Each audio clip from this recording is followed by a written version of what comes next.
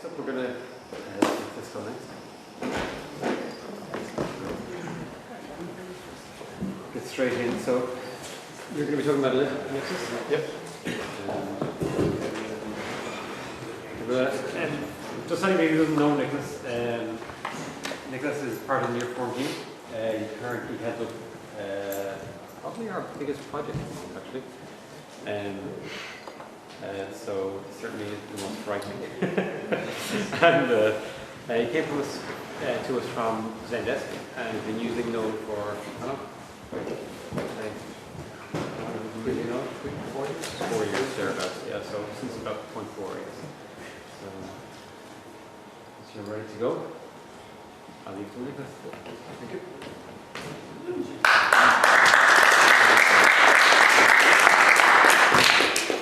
So hello everybody, I'm going to talk about ellipsis.io.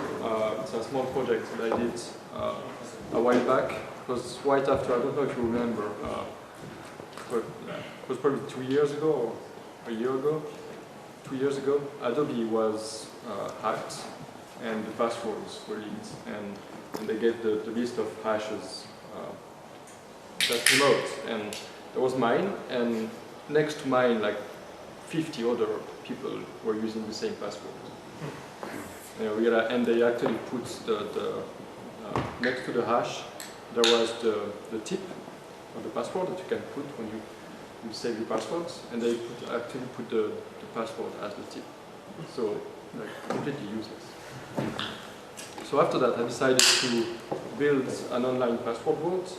I was unhappy with one password, and the other one is LastPass. There's two big players currently.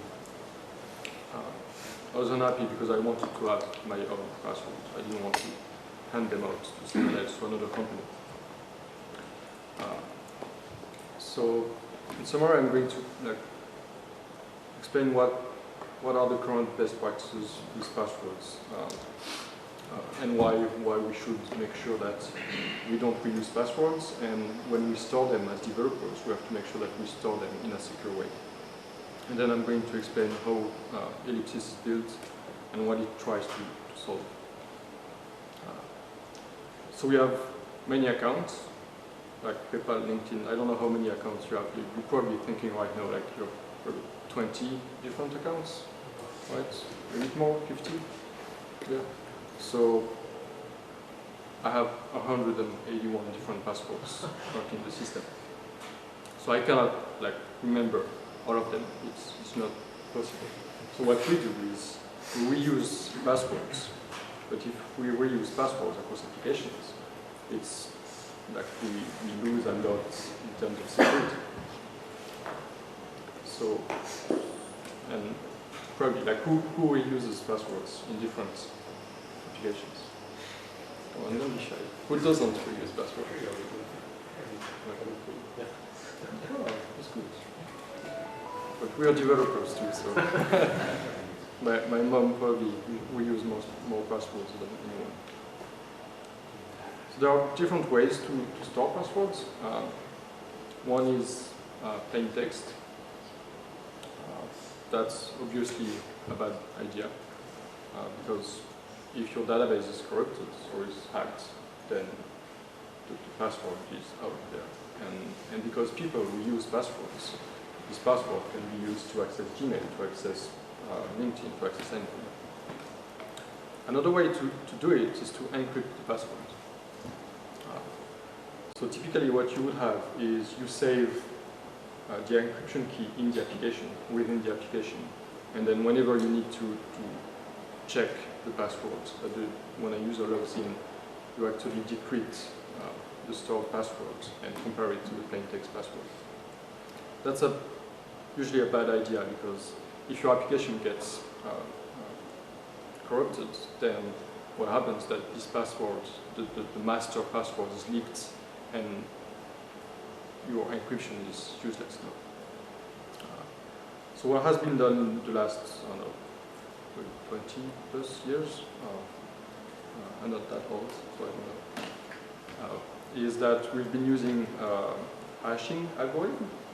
So the most commons are MD5, SHA-1, and SHA-2.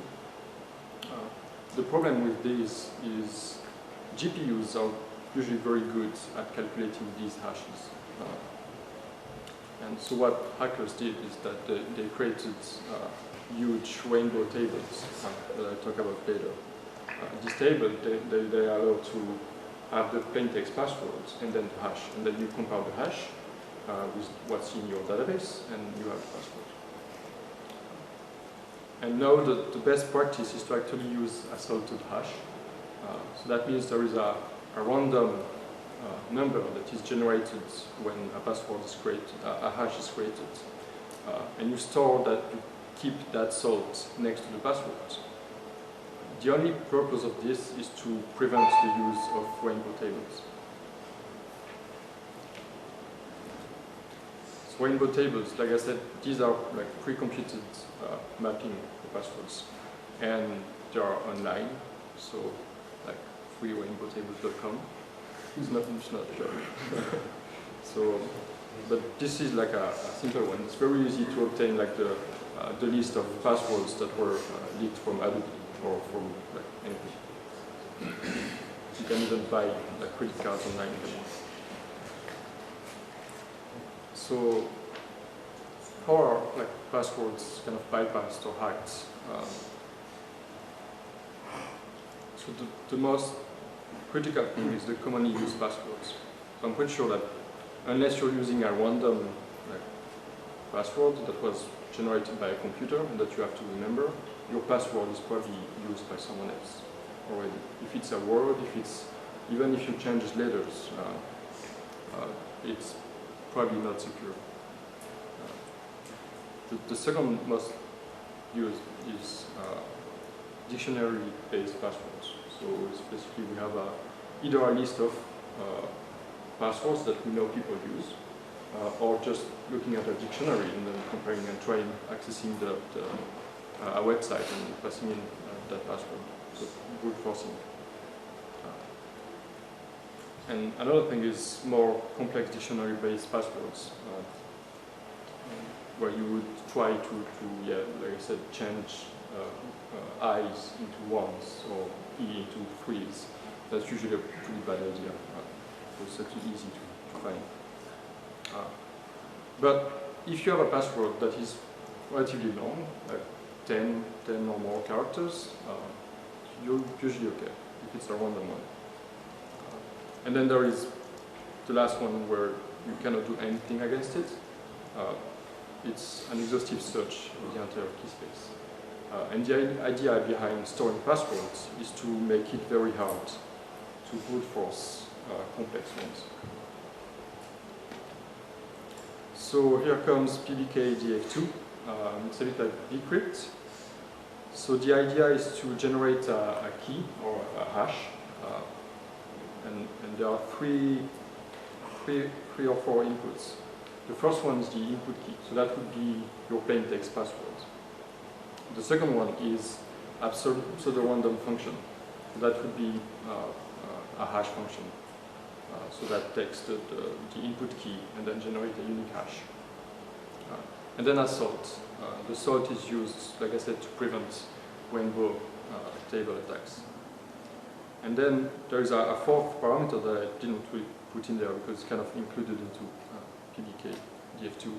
It's the number of iterations you want to iterate to, because the thing with your pseudo-random function is that it's very fast to calculate. So even if you use a salt, if you can do a lot of attempts to find that hash, then it defeats the use of the hashing algorithm. So what we do is that when we generate the pseudo-random, the key, the final hash, we want to calculate it multiple times, so probably 20,000, 50,000 times, so it takes a lot of time for a computer to calculate. And the idea is when you have 10,000 users in your database, it's going to be very hard for a hacker to find out what these 10,000 passwords are. So in Nodes, there is the crypto library. The crypto library exposes very straightforward PBKDF2 function, and you pass in the arguments. So what you do with this is that you store the passwords now is not just a hash.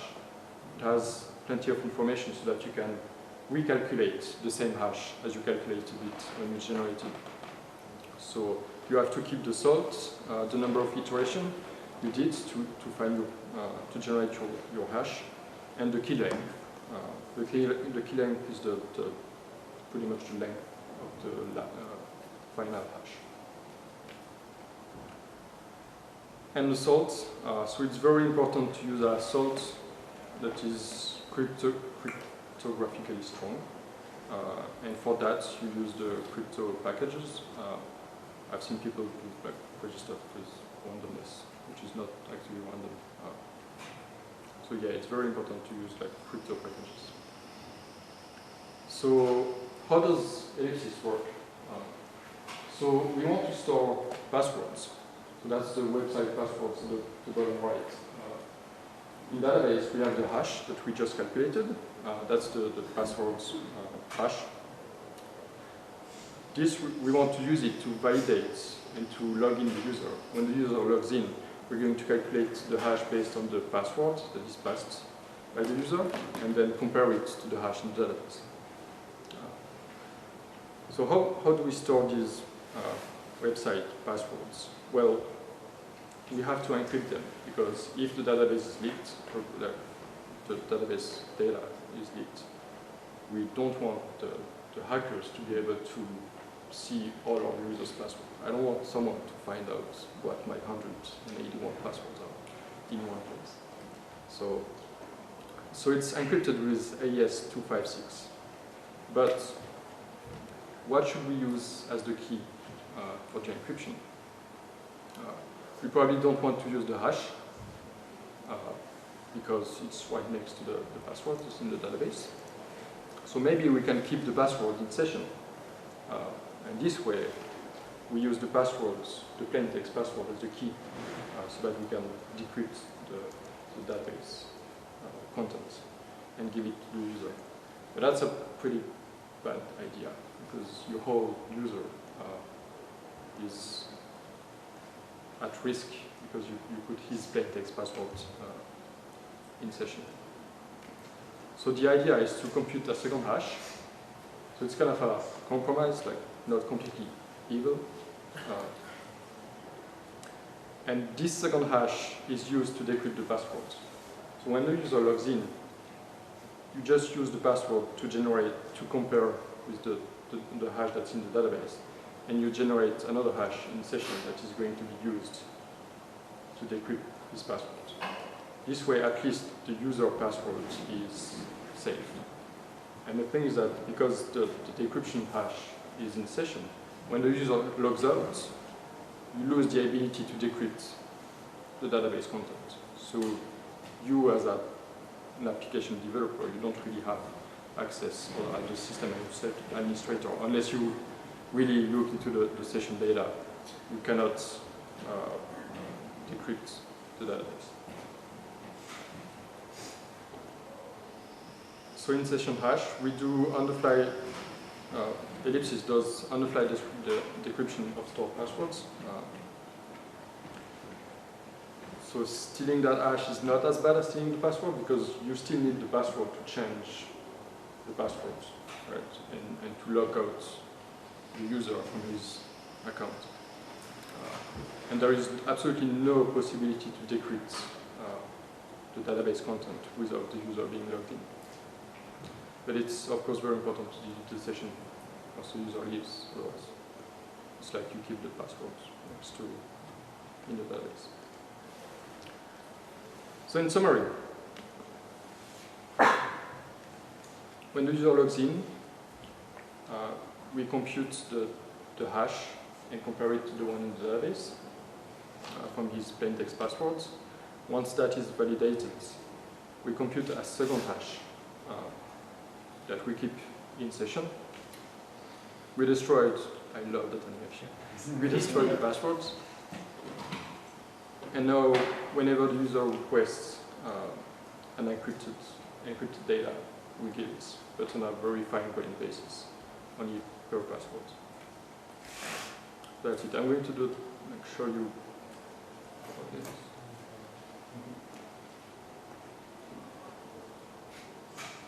Not going to use my account.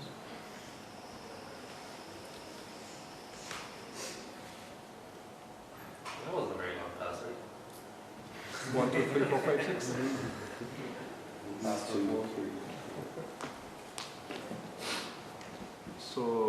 So I just logged in. Now the second hash is in session. And if I click view, this password is retrieved from the database and then decrypted. Increase the zoom.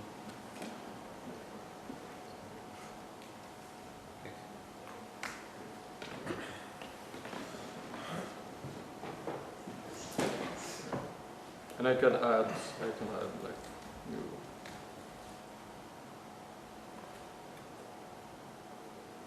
New password. So that's it. Do you have any questions? So does the user always have to go to the same server? Does it require split sessions? No. It's in Redis. So the session store is Redis. So you can have multiple servers. It's Redis. So when you say you keep the second hash in memory, it's on the Redis. Yes, it's in Redis. Can I ask a question? Yeah. Is the decryption done in client side or server side? Server side. But you can do it on the client side. Yeah, you could do it. And then, it's a good idea because then the website owner will never see your actual passwords or encryption. But the thing is that I found it pretty useless because the website's owner anyway is going to give you the client code to run. So if you want, you can look at your passwords. Sure, yeah. So it doesn't. You know that it's not traveling on the net, at least the plain Well- text. Well, of course, it might be encrypted or something, but Yeah. we never know. It has to be It's encrypted, not yeah. SSL sometimes. I would trust my browser's TLS over my own JavaScript Yeah. encryption. Can I run my own Ellipsis server? Yes, it's open source, of course. Yes, it's open source. It's on GitHub. Is the user experience entirely just copy pasting the password, or is there any kind of slicker? No, there is no last pass. Like, it's really copy paste. But sometimes it's annoying, but not that often because there are secure websites where like I would never say always log out. Yeah. And then I would have to copy every time. But otherwise, most websites they keep a long lived session. So. And by the way, the password generation is done on the client side or server side? Yeah, this one is done in the client side. Yeah. So that's one done. I don't remember what it uses. Are you storing the salt in the database with the hash? Yes. And the reason why it should be okay is because the salt is not to prevent decryption. Like it's not something to secure your hash. It's something to prevent decrypting all the hashes together. No, I just recently had heard of a very interesting technique of both having a salt per user and then a system salt that was also stored as a file on the server, so that even if your database was extracted, the actual system set would not be included. So it would have to be a two-factor attack to be able to, but with salt, it's easy to run it in the phase of those two salts. Yeah. So Ellipsis actually kind of does the same, but not with the salt. It's with the encrypted data. That's what it tries to protect. The encrypted data shown I use AES-256, and it's actually done twice. Once with an application level password, and the other one is the second hash. Okay.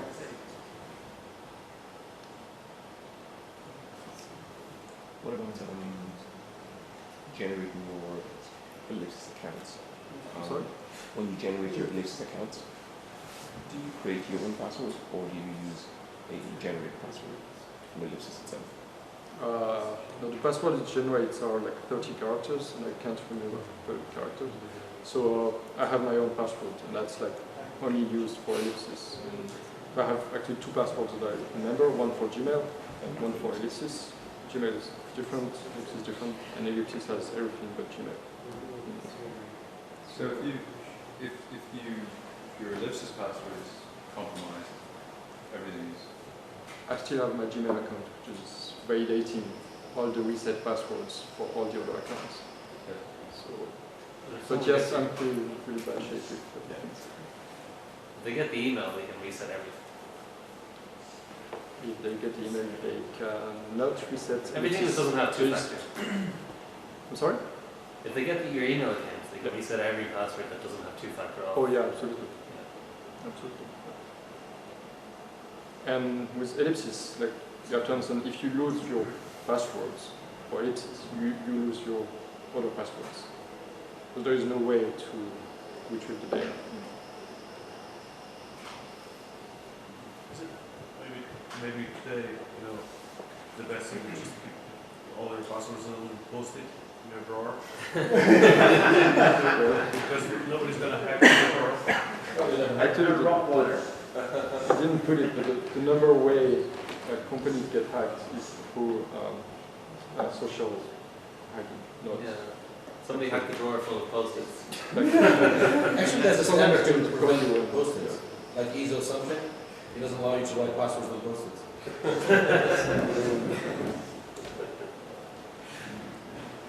Why keep the KPF2 over like a memory bearing key stretching algorithm like Esper? because it was easy to use and secure enough. Otherwise. Right. Do you have any plans for like two-factor for the ellipsis password? Yeah, I have a YubiKeys, but the thing with two factors is that I'm too afraid of losing the token or whatever, or the phone. Like I'm on my third phone in 6 months. So if you do two-factor, you have to have two, like a backup, right? So, but it. It's too secure. You can't get at it either. Yeah. Can you create two ellipsis accounts, one to back up the other one? In case you lose the first one. It's probably a bad idea. Usually, good security is pretty For every simple. user, you just create a backup account for that user in case they lose the original account, so you can always go back in. You could, but then you weaken security because you give multiple ways to find to access the data. Like, better have one very secure than more or less. Unless it's not obvious that's another ellipsis password. Sorry? Unless it's not obvious it's another ellipsis password. That's most.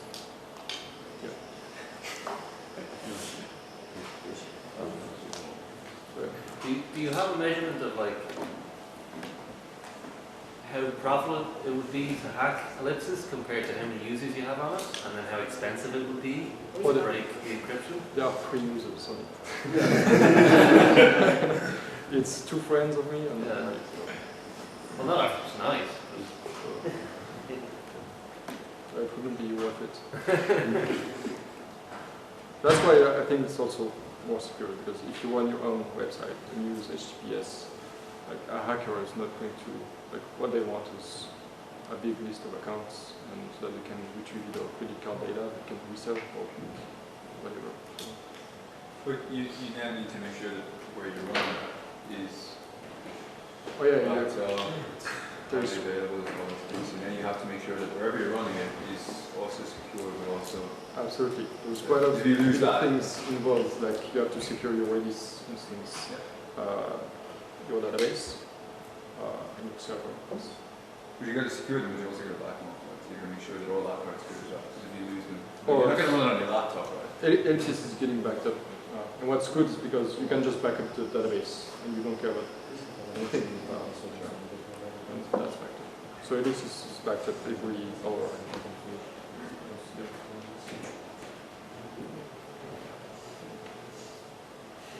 Stack are you using for persistence? Sorry? What module or database persistence layer do you use? Just I use Mongo and the Mongo native one, Node.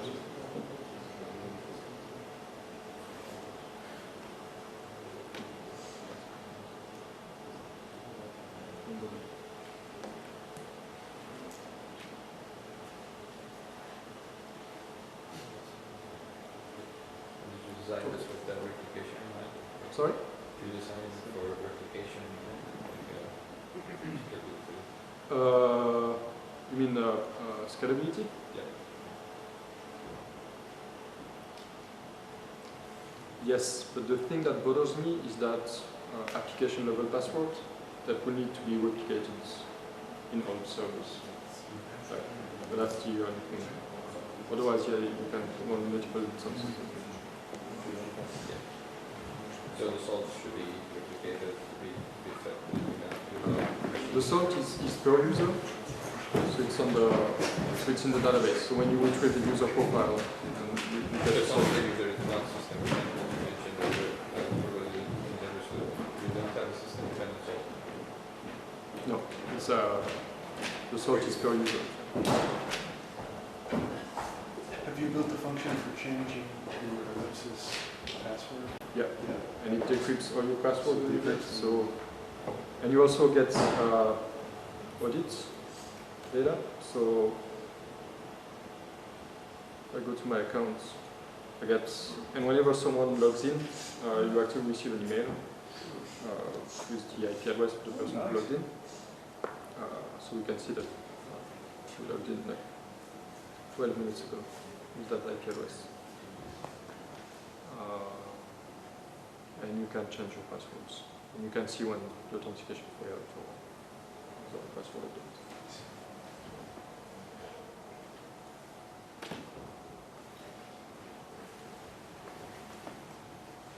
What about account lockouts?